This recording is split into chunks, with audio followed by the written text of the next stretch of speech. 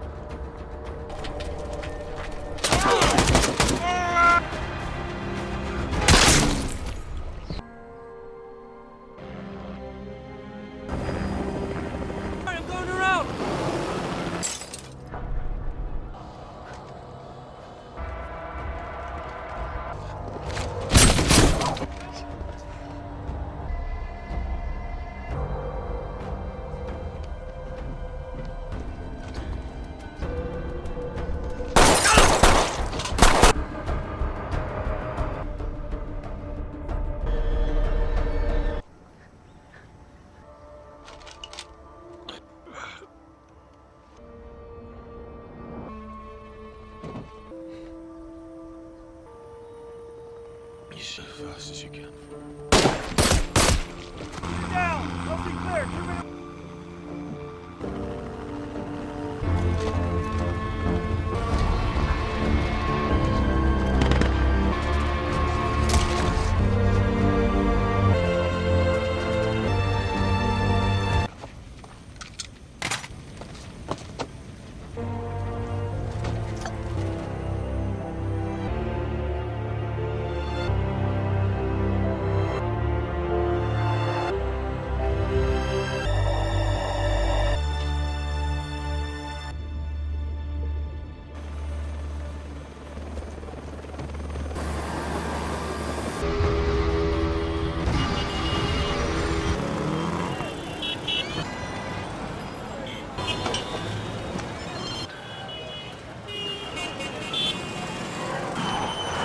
Welcome to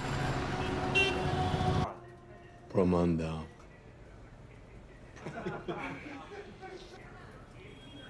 We're busy professionals, so it's we cut it. follow ko sa style na. Bawal tumugtad dito? Now you go. I take this. Taratari.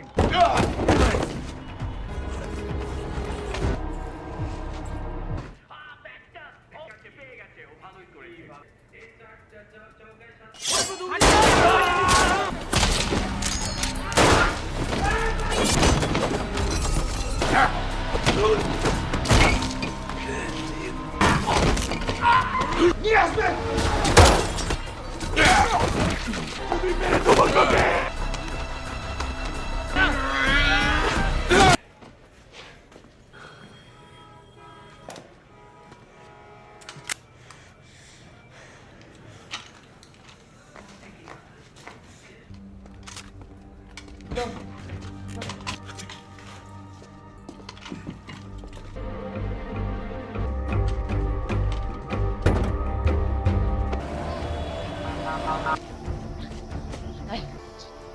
Okay, we're gonna keep moving. Where are we at with the transfer? I'll try it again. No.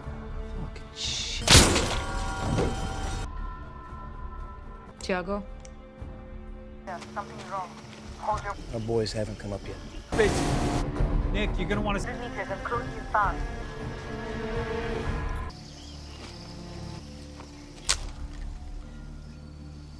Hello.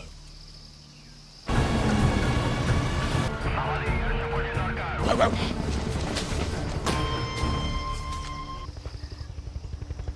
Oh, listen, what I tell you to you. Go! Come on!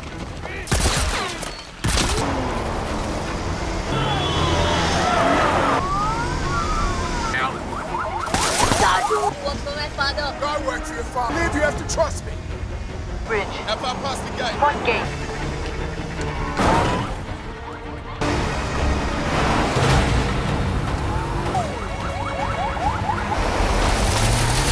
And make a left.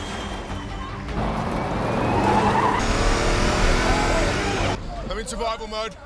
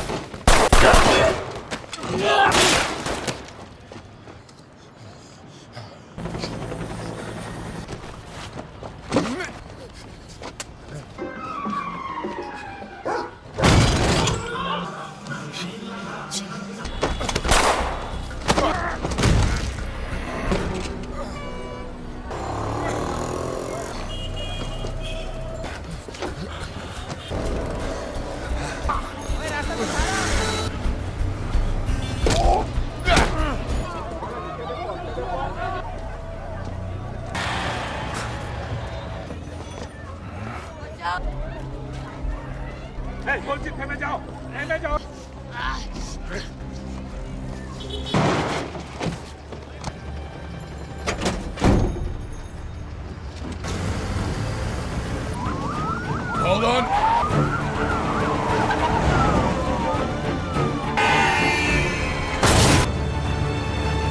Are you all right? What? One.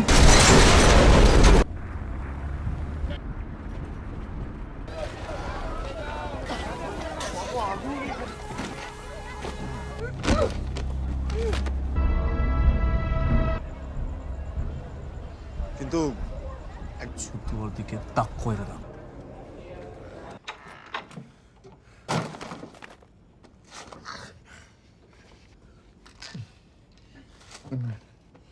Did you give me a hand?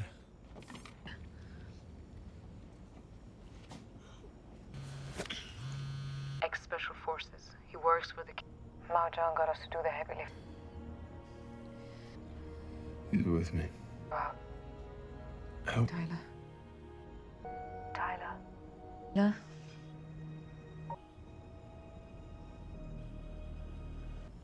Are you going to leave me in this? Yeah, any chance to get him? I'm like,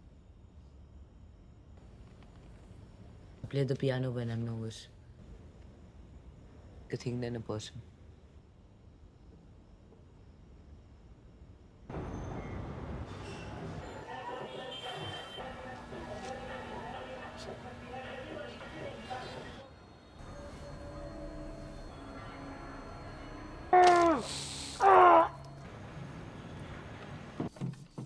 Saju? याद है ना गायब हो जाना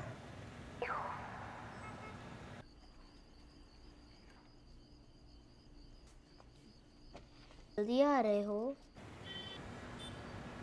ये हक करना बेटा, okay?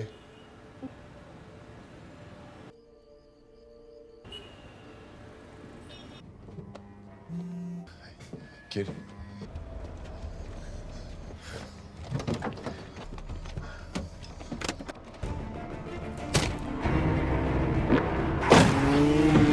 Yeah.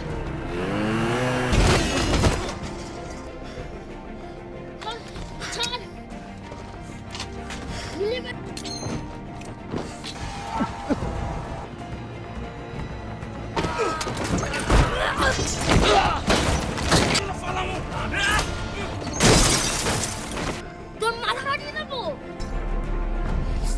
You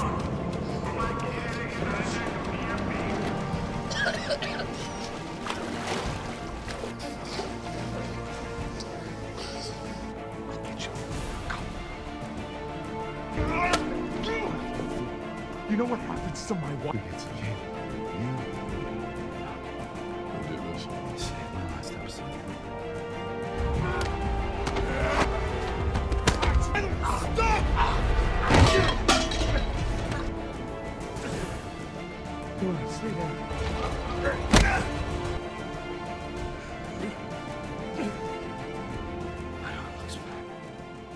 Hey guys, today we're diving headfirst into the adrenaline-fueled, bone-crunching world of Extraction, the 2020 action thriller that basically said, "Hold my beer," to every other action movie out there.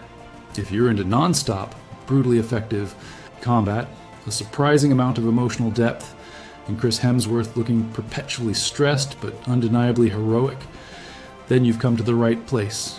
We're going to break down every explosive moment, every impossible escape, and every single time Tyler Rake probably should have just stayed home. This is a passion project for me, and a like or a subscribe is the best way to show your support. So if you're on board, join the crew. If not, thanks for watching anyway.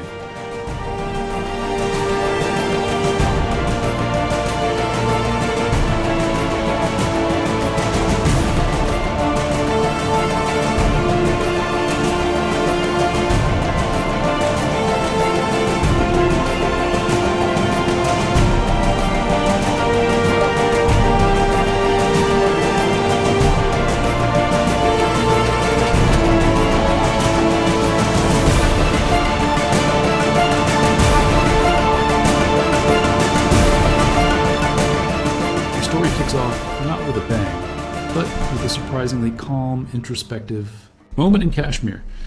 We meet Tyler Rake, played by the perpetually jacked Chris Hemsworth, chilling by a lake, looking like he's contemplating the meaning of life, or maybe just how many more reps he can squeeze in.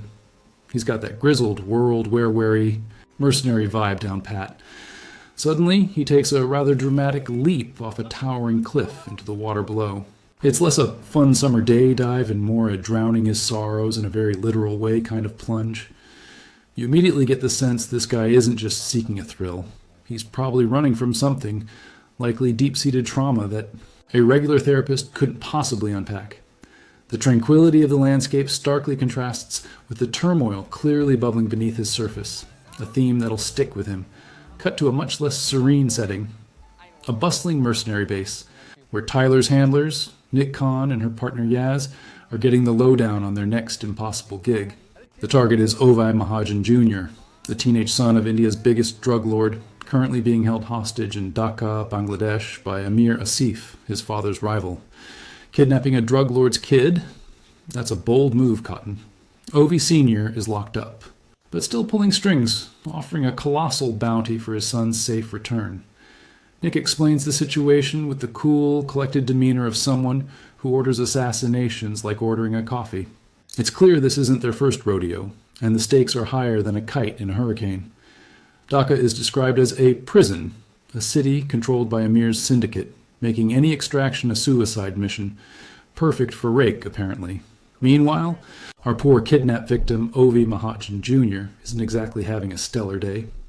We see him, looking utterly terrified, bound and gagged in a dingy, dimly lit room. The walls are grimy, the air thick with despair. Basically the opposite of a 5 stars resort. He's a kid, utterly out of his depth, facing an incredibly grim reality. The weight of his father's criminal empire, which he's clearly trying to distance himself from, has come crashing down on him. This isn't just about money for Amir, it's about power. A brutal flexing of muscle in the cutthroat world of international crime. Ovi's wide, fearful eyes tell a story of sheer helplessness, emphasizing the danger he's in, and underscoring why Tyler's services are so desperately needed, even if the kid himself has no idea what's coming for him. Back to Tyler, who is now parachuting into Dhaka, ready to do what he does best, extract. He's dropped into the heart of a bustling, incredibly dense city. The sheer number of people, the cacophony of sounds, it's an immediate assault on the senses. We see him move with a silent, predatory grace, a ghost in a city of millions. His gear is practical, his demeanor all business. He navigates the labyrinthine streets, a walking paradox of stealth and brute force, every muscle twitching with readiness. The heat and humidity are practically dripping off the screen, adding another layer of discomfort to an already intensely hostile environment. It's clear Dhaka isn't just a city. It's a character in itself, an antagonist almost, with its narrow alleyways and endless eyes. Tyler wastes no time on sightseeing. He quickly gets to work, using a blend of old-school reconnaissance and surprisingly advanced tech to pinpoint Ovi's location. He stakes out the target building, a grimy, multi-story structure that screams, "Bad guys live here." With his trusty binoculars, he scans every window, every rooftop, every potential threat, his eyes like steel traps, missing nothing. He's not just looking for guards, he's analyzing patterns, anticipating moves, calculating risks. It's a masterclass in controlled paranoia. The sense of foreboding builds as we see the sheer number of armed men patrolling the perimeter, casually leaning against walls with their rifles, underscoring just how deeply Amir's control runs. Tyler's solo mission here feels less like an extraction and more like a tactical siege waiting to happen. No time for pleasantries. Tyler makes his move, breaching the building with the subtlety of a freight train. The apartment raid is a swift, brutal ballet of violence. He kicks in a door, and instantly the air is thick with the crack of gunfire and the thud of bodies hitting the floor. He moves with incredible efficiency, a blur of motion dispatching Amir's men with precise, lethal force. Every punch, every headbutt, every shot fired feels incredibly impactful, the camera refusing to flinch. The sound design is fantastic here. You feel every bone-jarring blow, the sharp pop of suppressed firearms, the panicked shouts of the guards. It's a visceral, no-holds-barred assault, proving that Tyler isn't just good. He's a force of nature, an unstoppable, grim-faced wrecking ball of a man. Amidst the chaos, Tyler finally reaches Ovi. He doesn't bother with a heartwarming reunion. It's straight to business. He roughly unties Ovi, who is understandably still, in a state of shock and terror, and practically drags him out of the room. Ovi is disoriented, probably thinking, who is this very large, very angry man, and why is he yanking me around? Tyler barks orders, but Ovi's fear is palpable. He's barely processing what's happening. The gunshots echo in the confined space, the metallic clang of expended casings hitting the floor adding to the cacophony. Tyler uses Ovi almost as a shield at times, pushing him through corridors, protecting him from the torrent of bullets, all while maintaining his relentless forward momentum. It's a harsh, uncompromising introduction to Tyler's brand of rescue. They make it to a vehicle, and that's when Dhaka decides to turn into a demolition derby. The first car chase is absolutely relentless, showcasing the city's chaotic beauty and dangerous density. Tyler, with Ovi white-knuckling it in the passenger seat, weaves through traffic like a madman, dodging motorbikes, rickshaws, and pedestrians, all while taking a ridiculous amount of incoming fire. It's less a chase and more a high-speed urban demolition derby. Tires screech, glass shatters, and the roar of engines mixes with the rapid-fire bursts of automatic weapons. Tyler's driving is pure instinct and aggression, reflecting his get-the-job-done mentality. Ovi, meanwhile, is just trying to survive, probably wondering if death by kidnapping or death by reckless driving is worse. This entire sequence is a masterclass in choreographed chaos where every near miss feels genuinely stomach-lurching. Just when you think they might catch a break, they hit a bridge. Never a good sign in an action movie. This bridge is a choke point, a perfectly laid trap, and Amir's forces are waiting. Their car is quickly pinned, becoming a bullet-riddled tin can. Gunfire erupts from all directions, a deafening symphony of destruction. Tyler, ever the pragmatist, uses the car as temporary cover, returning fire with deadly accuracy, but even he can't be everywhere at once. The crunch of metal, the zing of bullets, and the screams of people caught in the crossfire create a terrifying soundscape. Ovi is petrified, hunkering down as much as possible, while Tyler grimly assesses their impossible situation. It's a stark reminder that in this world, safety is a fleeting illusion, and every corner turned brings a new, more lethal challenge. With the car compromised, Tyler makes a snap decision. Rooftops. It's a frantic, heart-pounding ascent, forcing Ovi to confront his fears head-on. Tyler practically hurls Ovi across gaps between buildings, demonstrating a shocking lack of concern for OSHA regulations, but a deep commitment to survival. The sheer height, the crumbling concrete, and the constant threat of gunfire from below create a dizzying, terrifying spectacle. We hear the scrape of their shoes on rough surfaces, the grunts of effort and Ovi's gasps of fear. Tyler moves with the grace of a trained parkour artist, but with Ovi, it's more like dragging a sack of potatoes across a minefield. The camera work here is dynamic, swooping and darting, placing you right in the middle of their precarious, high-stakes scramble.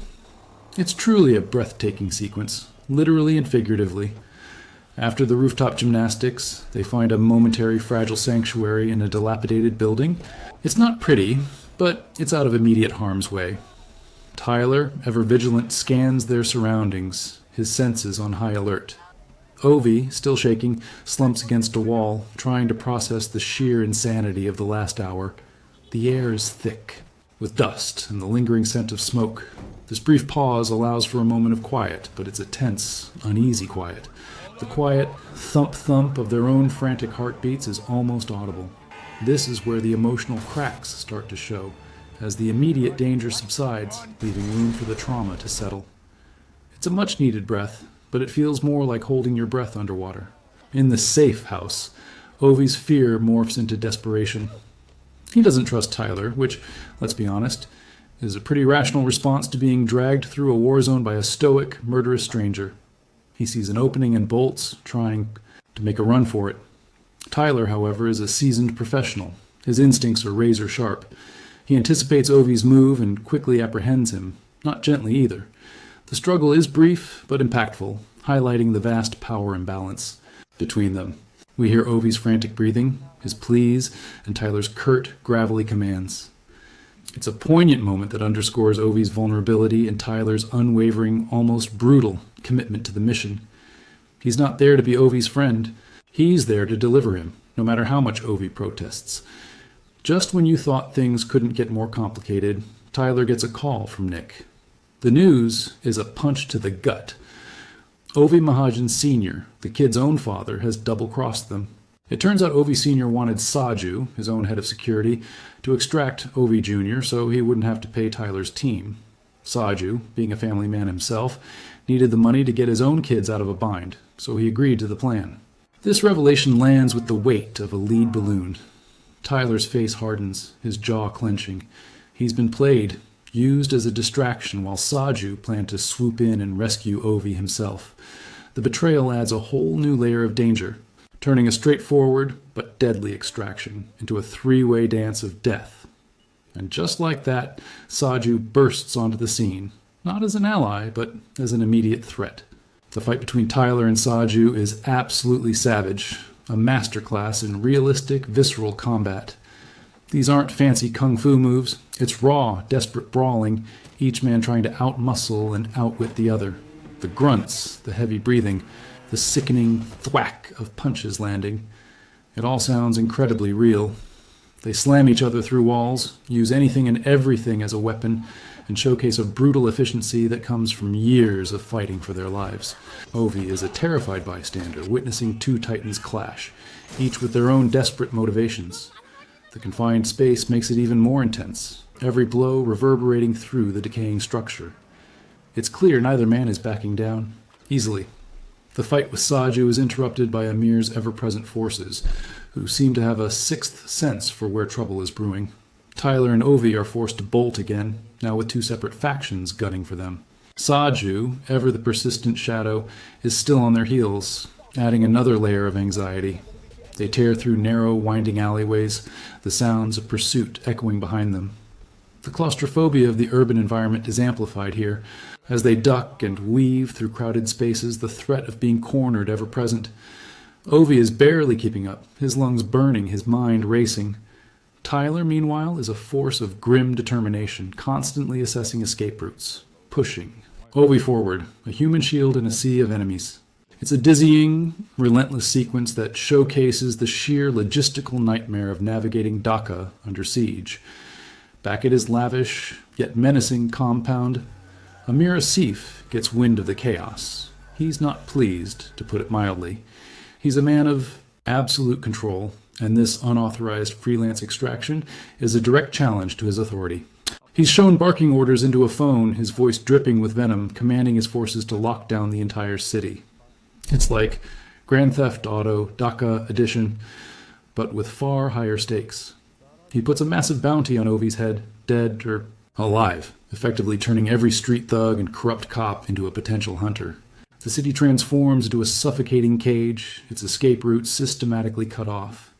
This escalation ratchets up the tension even further, making Tyler's mission go from difficult to borderline suicidal, if it wasn't already there. No rest. For the wicked, or for Tyler Rake. They stumble into a dimly lit underpass, a perfect location for an ambush, and Amir's men are predictably waiting. Another intense firefight erupts the confined space, amplifying the roar of weapons and the echoing ricochets. Tyler uses the environment to his advantage, bouncing off walls, using pillars for cover, moving like a phantom in the shadows. The pop of his suppressed pistol is chillingly efficient against the louder, more desperate bursts from the enemy's automatic weapons. Ovi is forced to stay low, his ears ringing, the stench of gunpowder heavy in the air. The scene is a masterclass in tactical close-quarters combat, where every move, every shot, means the difference between escape and being overwhelmed. It's tight, brutal, and doesn't let up. One of the more unsettling aspects of Amir's reign is his use of child soldiers. Tyler and Ovi encounter a group of these young, armed boys, probably no older than Ovi himself. It's a gut-wrenching moment as Tyler, a man whose entire life is about taking lives, visibly hesitates. He tries to disarm them non-lethally, but they're too indoctrinated, too desperate to back down. The scene highlights the tragic cycle of violence and poverty in Dhaka. Tyler's reluctance is palpable, a flicker of humanity in his otherwise hardened exterior, a stark contrast to his usual brutal efficiency. He eventually has to incapacitate them, but the action leaves a clear mark, a grim reminder of the collateral damage in this brutal war, and perhaps a mirror to his own past trauma, which we're still piecing together. All right, buckle up, buttercups, because here comes the legendary, almost 12-minute one-shot sequence. It kicks off with Tyler and Ovi once again in a car, speeding through the impossibly crowded streets. This isn't just a chase. It's a meticulously choreographed dance of death. The camera feels like it's literally strapped to the car, twisting and turning with every near miss, every evasive maneuver. You can practically feel the G-forces. Enemy vehicles swerve in, bumping and grinding, their occupants unleashing a torrent of gunfire. The soundscape is a cacophony of screeching tires, smashing glass, and the constant hammering rhythm of automatic weapons fire. It's a masterclass in immersive action, blurring the lines between cinematic artifice and raw, adrenaline-pumping reality. You almost forget to breathe watching this. It's that intense. The one shot seamlessly transitions from the car chase to a full-blown apartment assault. Tyler crashes a car into the building because, why not, then bursts in, immediately engaging. A new wave of Amir's men. The camera follows him through tight corridors, up stairwells, and into cramped rooms, never cutting. It's like you're playing a first-person shooter, but with infinitely better graphics and much higher stakes. Every punch, every chokehold, every headbutt feels impactful. The sheer brutality of the close-quarters combat leaving you wincing. The thud of bodies against walls, the strained grunts of effort, and the constant clang of metallic objects. It's a symphony of violence that is both horrifying and mesmerizing. This sequence showcases Tyler's sheer physical prowess and his relentless, almost robotic drive to complete the mission. The apartment sequence escalates further into a brutal knife fight against a particularly nasty henchman. This isn't elegant swordplay, it's raw, desperate, and incredibly painful. You can almost feel the sharp, cold steel as blades clash and scrape, the frantic shink of metal against metal. Tyler takes a few nasty hits, his blood splattering onto the grimy walls, adding to the grim authenticity. It's a testament to his sheer will and combat experience that he manages to overcome such a formidable opponent in such tight quarters. Ovi is, understandably, a terrified witness, cowering as the violence unfolds around him. The camera work remains impeccable, never breaking, pulling back just enough to show the full scope of the struggle, then pushing in for every gut-wrenching blow. It's a relentless, horrifying spectacle that perfectly encapsulates the film's brutal tone. Just when you think they might catch a breath, the one shot spills out onto the streets again. Tyler and Ovi are back in the chaotic alleyways, sprinting, pushing through crowds, and somehow still fighting. The sensory overload is immense. The shouts of vendors, the blare of horns, and the constant rat-a-tat-tat of gunfire merging into one overwhelming assault. Tyler is a human battering ram, clearing a path. His movements economical and deadly. He's taking hits, grunting with effort, but his resolve never wavers. Ovi is a weary shadow, barely keeping up, fueled by sheer terror. This part of the sequence really drives home the relentless nature of the chase, the feeling that there is absolutely no safe haven in this city. It's a testament to the stunt team and camera operators who pulled this off. It almost looks impossible to execute.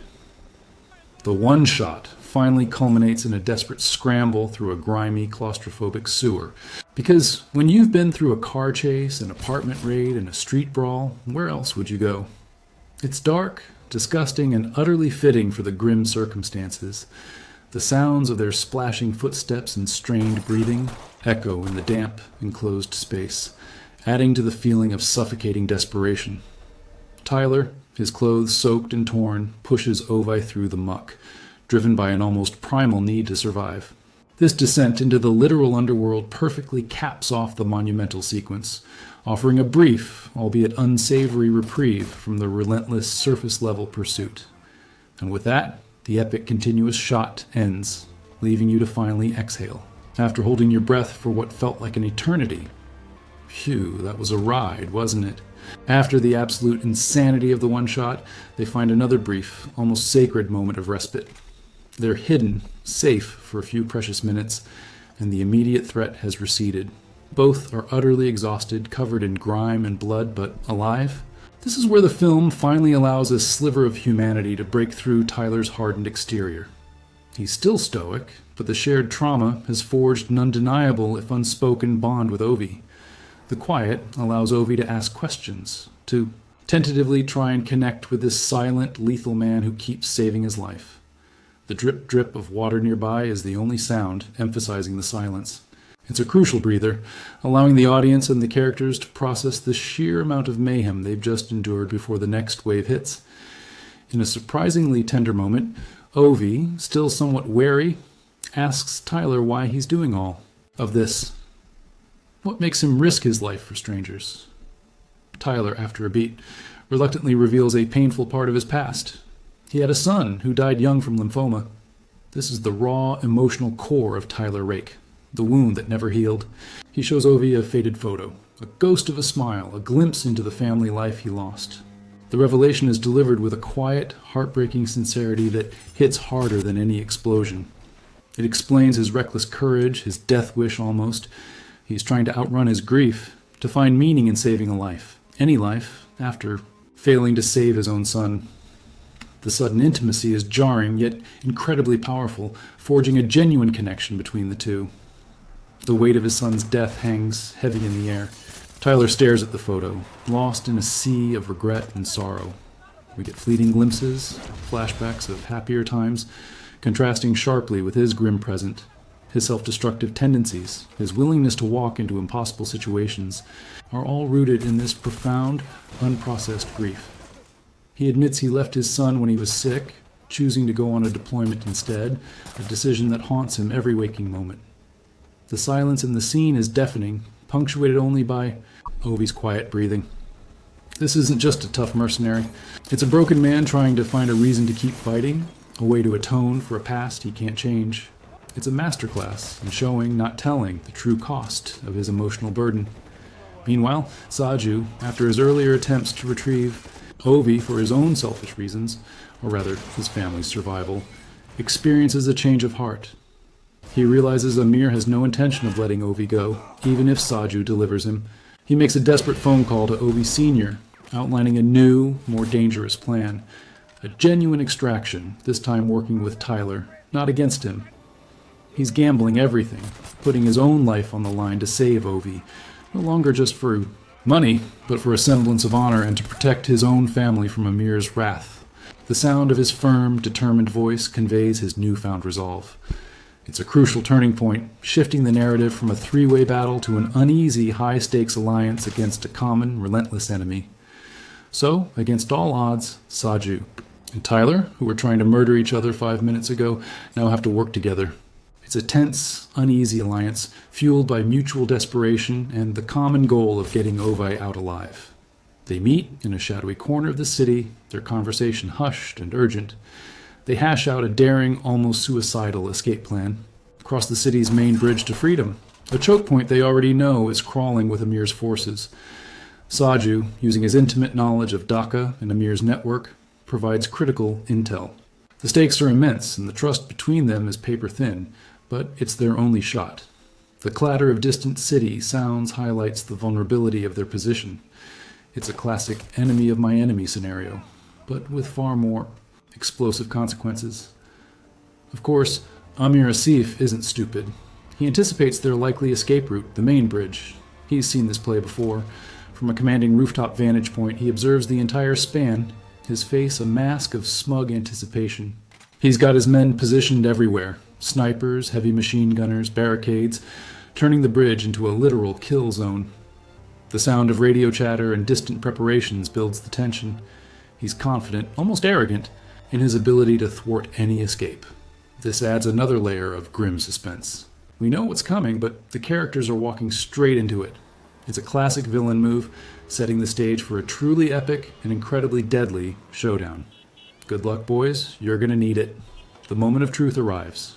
Tyler, Ovi, and Saju race towards the bridge, a flimsy vehicle their only protection. The atmosphere inside the car is thick with a mixture of fear and grim determination. As they get closer, the sheer scale of Amir's ambush becomes terrifyingly clear. Suddenly, the quiet is shattered by the thunderous roar of automatic gunfire. The first shots erupt, peppering their vehicle with bullets, glass shattering with violent pings and crunches. It's an instant descent into chaos, forcing them to react on pure instinct. The thwack of bullets hitting metal, the desperate shouts, and the sheer volume of incoming fire is overwhelming. This isn't just a firefight. It's a full-scale war breaking out on a bridge, and our heroes are squarely in the middle of it. In a moment of profound sacrifice, Saju, already wounded, makes a desperate, heroic charge. He knows they can't both make it, and he needs to clear a path for Ovi.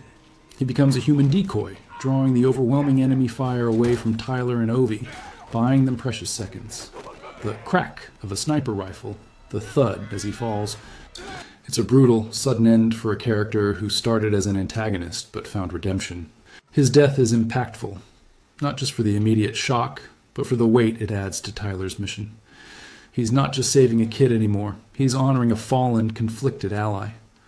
The raw emotion on Tyler's face is fleeting but clear, a silent acknowledgement of Saju's ultimate act of selfless bravery. Just when all hope seems lost, a beacon of very violent hope arrives. Nick and her mercenary team. They position themselves on a distant rooftop, providing crucial sniper support. The whiz and thwack of their long-range rifle fire begins to pick off Amir's men, giving Tyler a much-needed tactical advantage. It's a symphony of coordinated chaos, as the close-quarters brutality on the bridge is complemented by the precise, deadly ballet of distant marksmanship. Nick, ever the professional, barks orders, directing fire with ice-cold precision. The sudden shift in dynamics is palpable. Tyler is no longer completely alone. This intervention is a breath of fresh, gunpowder-scented air, allowing Tyler to push forward with renewed, desperate determination. But the odds are still astronomically against them. The bridge truly becomes a maelstrom of destruction. Explosions rock the structure, sending debris and bodies flying. It's an absolute spectacle of choreographed mayhem with Tyler at the epicenter. He's moving with frantic urgency, shielding Ovi with his own body, taking punishing blows and deflecting bullets with a grim determination. The roar of explosions, the clatter of falling metal, the screams of the wounded, it all blends into a terrifying, immersive soundscape. Tyler, wounded and bleeding, is running on pure adrenaline and sheer will, his every movement a testament to his desperate resolve. The camera work here is incredibly dynamic, constantly moving, keeping you right in the heart of the action, feeling every impact, every near miss. It's a non-stop, brutal assault on the senses. Tyler's body is screaming, but he pushes past the pain. He's bleeding, bruised, and probably has more broken bones than a cheap IKEA cabinet, but he's got one goal: get Ovi across that bridge. His movements are becoming more labored, his breathing ragged. but his eyes still burn with fierce intensity. He's using every last ounce of strength, every trick in the book to clear a path. He throws himself into the fray, a one-man army, taking out enemies with brutal, desperate efficiency. The close-ups show the agony on his face, the strain in his muscles. Ovi, witness to this incredible display of self-sacrifice, finally starts to understand the depth of Tyler's commitment. It's a visceral depiction of a man teetering on the edge, fueled solely by a new, unexpected purpose. Despite Nick's excellent sniper support, Amir's forces are still overwhelming. They're like a tide, relentlessly pushing forward, closing the net around Tyler. The sound of their boots pounding on the bridge, the shouts of command, and the continuous gunfire create a suffocating sense of entrapment. Tyler is nearing the end of his endurance, but he continues to lash out, a cornered animal fighting for its life. The sheer number of enemies is daunting, illustrating the vastness of Amir's network and his unyielding desire for revenge. It truly feels like an impossible situation, even for someone as skilled as Tyler. The camera pulls back occasionally to show the sheer scope of the battle, highlighting Tyler's isolation amidst the hordes, making his final stand feel even more desperate and heroic. With Ovi finally making it to the extraction point, Tyler has fulfilled his promise. Now, it's just him against the world, or at least him against what feels like half of Dhaka. He makes his last stand, a final, heroic, and utterly suicidal push against the remaining enemies. He's hit multiple times. The thud of bullets impacting his body is sickening. His movements become slower, more deliberate, fueled by pure defiance. He takes out a few more bad guys, a final bloody flourish, refusing to go down without a fight. The roars of exertion, the final desperate shots fired. It's a tragic, yet awe-inspiring display of courage. He's making sure Ovi has every possible chance to escape, truly giving his last full measure of devotion. It's the kind of over-the-top, glorious self-sacrifice that only action heroes can pull off.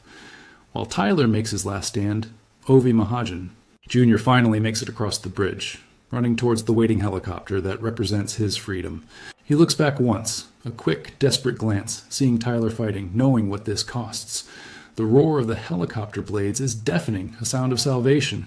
He's pulled aboard, safe, but his face is etched with the trauma of what he's just witnessed and the immense sacrifice made for his life. The thump of his heart is still pounding, but the immediate threat is gone. It's a bittersweet victory, tainted by the heavy cost. He's escaped, but he's not the same kid who was kidnapped. He's seen the true brutality of the world, and the selfless heroism of a broken man. In the chaotic aftermath, as Ovi is lifted to safety, Tyler is still standing, barely. But a moment of distraction, a final twist of the knife, sees him take a fatal shot to the neck from Amir's main henchman, Farhad. The thud of the bullet is chillingly final. His body sways, the light fading from his eyes, and with a slow, agonizing descent, he falls backward off the bridge, plummeting into the murky river below. The splash is understated, almost silent, a stark contrast to the explosions and gunfire that preceded it. It's a tragic, yet poignant end to his journey, a final act of self-sacrifice completed. The camera lingers on the empty space where he once stood, leaving a profound sense of loss and a question mark hanging over his fate. In the immediate aftermath, Nick and Yaz, flying overhead, confirm that Ovi is safe, but their victory is bittersweet. They search for Tyler's body, but the murky river offers no answers. His fate is ambiguous, a stark, silent absence. They secure the area, but the mood is somber, tinged with a deep sense of loss. Nick, usually so composed, shows a rare flicker of emotion, a silent acknowledgement of the friend and partner they've likely lost. The sounds of distant sirens and the wail of emergency vehicles slowly replace the gunfire, indicating the return to some semblance of order, but the scars of the battle are deep. The team leaves, carrying Ovi to safety, but leaving a legend and a question behind in the depths of the river. Months later, we see Ovi Mahajan Jr. back in India, seemingly returned to his normal, privileged life. He's at school, surrounded by classmates, but he's clearly changed. The trauma of his ordeal, the things he saw, the lives lost for him, it all weighs heavily on him. He's quieter, more reflective. The carefree boy gone, replaced by someone who has stared into the abyss. The sounds of playful shouts and everyday school life seem distant to him. a stark contrast to the explosions and gunfire that still echo in his memory. It's a subtle but powerful portrayal of the psychological toll of such an intense experience. He's physically safe, but his mind is still navigating the war zone he just escaped. He's a survivor, but survival comes at a steep price. In the film's final moments, Ovi is by a swimming pool, perhaps reflecting on everything. He dives in, and as he resurfaces, we see him look up. In the background, on the edge of the pool, a blurred figure stands, observing him. It's tall, muscular, and undeniably resembles Tyler Rake. But is it really him? Or is it Ovi's mind playing? Tricks on him, a figment of his imagination, or a guardian angel he wishes was real? The ambiguity is palpable, a quiet echo of the unanswered questions. The gentle splash of the water, the muted sounds of the pool, it all adds to the dreamlike quality of the scene. It's a thoughtful, hopeful, yet ultimately inconclusive ending, leaving us to wonder if Tyler truly cheated death, or if his spirit continues to watch over the boy he sacrificed everything to save. A beautiful, poignant bookend to a brutal journey.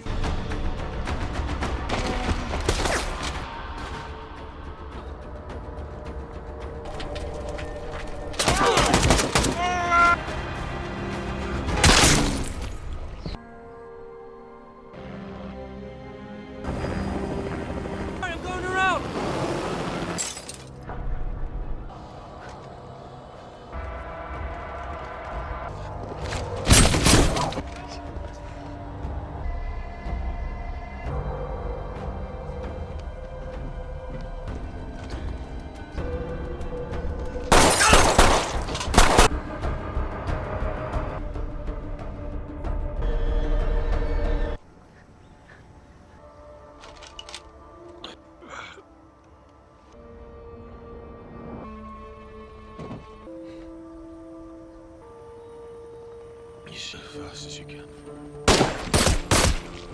Down! Don't be clear! 2 minutes!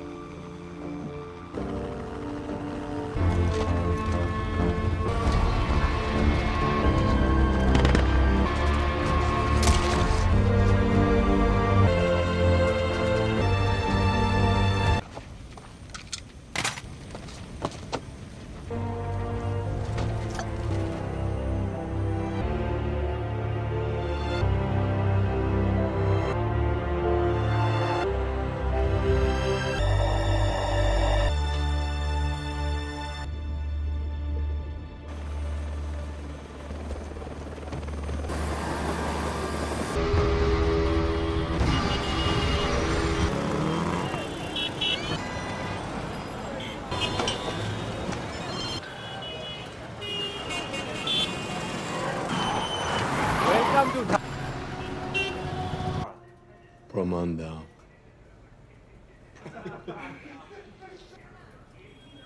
We're busy professionals, so it's we cut the...